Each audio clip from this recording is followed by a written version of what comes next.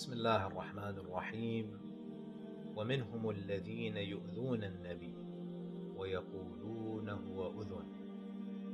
And from among them are those who hurt the Prophet, and they say he is an ear.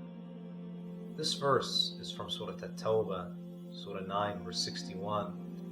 And Allah subhanahu wa ta'ala captures one of the criticisms that used to be directed to the Prophet. Some of the hypocrites in the Muslim community, it would frustrate them that the Prophet ﷺ used to listen to people. 7th century Arabia was a place where people behaved like dictators. People in positions of power did not listen to people.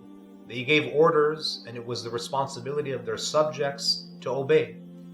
But the Prophet ﷺ, what made him unique was that not only was he the most eloquent speaker, he himself says, أَنَا أَفْصَحُ مَنْ نَطَقَ بِالضَّادِ, I am the most eloquent of those who uttered the word Dad, and the word Dad is a reference to the Arabic language.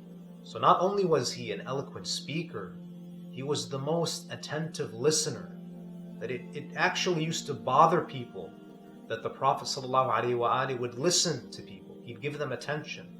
Whether you were the head of a tribe or you were an average citizen, even if you were a nobody, if you came to speak to the Prophet, he would listen attentively, and he would, narrations say that when people would speak to him, he would orient his body to give them his undivided attention. So he wouldn't just turn his head when someone spoke.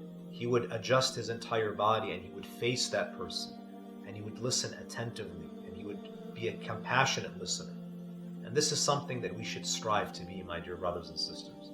That we shouldn't be people who just hear. We shouldn't be people who listen with the intention of replying. We should be people who listen with the intention of understanding. So the Prophet ﷺ, even though he was the most knowledgeable, he was also the best listener. Imam al-Sadiq alayhi salam, he says, كان رسول الله صلى الله عليه وآله يقسم لحظاته بين أصحابه.